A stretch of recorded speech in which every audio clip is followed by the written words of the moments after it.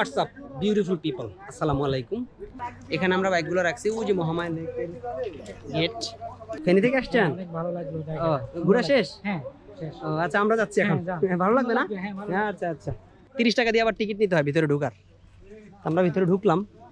Bike নিয়ে ঢুকলেই তো ভালো হইতো, বাইক নিয়ে ঘুরতাম ভিতরে।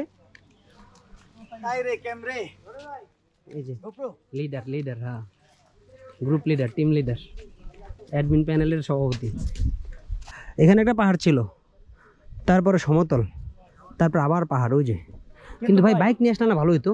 হ্যাঁ আসলে বাইক ঢুকতে দিবে, কিন্তু ভাই একটা কথা আছে, আমরা যখন ওই যে সিন্ধুকছড়িতে গেছি পাহাড়ে, ওই পাহাড়গুলো হলো পাহাড়, এক্স্যাক্টলি পাহাড়, ঠিক আছে? ওগুলো অনেক বড়, আর এগুলো হচ্ছে টিলা বলে, ছোট ছোট। এগুলো ছোট পাহাড়। এই যে এই সাইড থেকে শুরু, এই মহামায়ার পাশে কি আপনার খাগড়াছড়ির অঞ্চল না? রাঙামাটি খাগড়াছড়ির অঞ্চল না? মানিকছড়ি, ফটিকছড়ি, যাই হোক, তারপর আপনার হাটহাজারী। এখন অলমোস্ট একটু রিল্যাক্স। এখন আমরা লেগে গিয়ে ডুব দিব।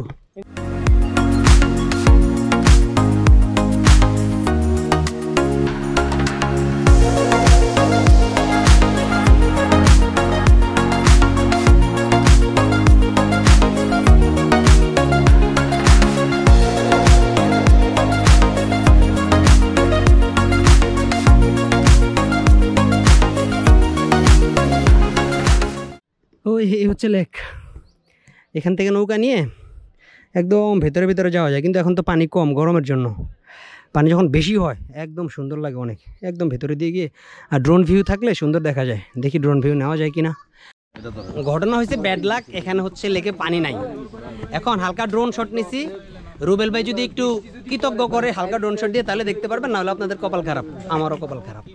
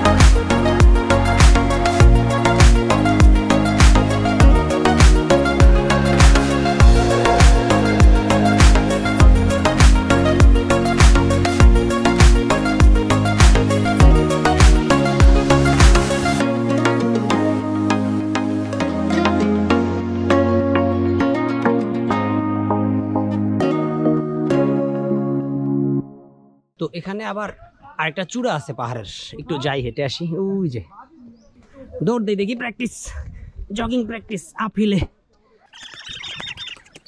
কোথায় চলে আসছি, একদম আপ হিলে এসে পড়ছি। ভাই ভাই আমি শেষ। নামবেন কেমনে? একদম টপে যাই, টপে যাই।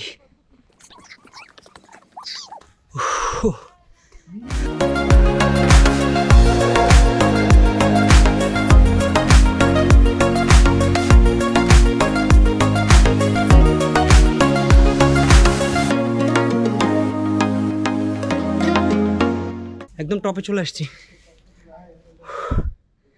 এখান থেকে লেক দেখা যায় সুন্দর, ওই যে লেক, এই যে পাহাড়। এই ওই পাশে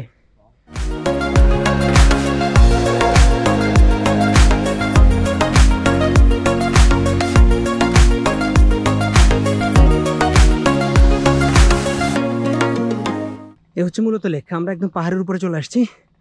ওই লেকের ভিতরে ভিতরে নৌকা দিয়ে গেলে ওই বড় বড় পাহাড়গুলোর পাশে যাওয়া যায়। ওই যে লেকে বোটগুলো এখন তেমন একটা চলে না, কারণ কেউ যায় না, পানি কম তাই। বর্ষার সময় পুরো আরও বেশি পানি থাকে, তখন হচ্ছে আপনার দেখতেও ভালো লাগে, একটু ফিল পাওয়া যায় আর কি।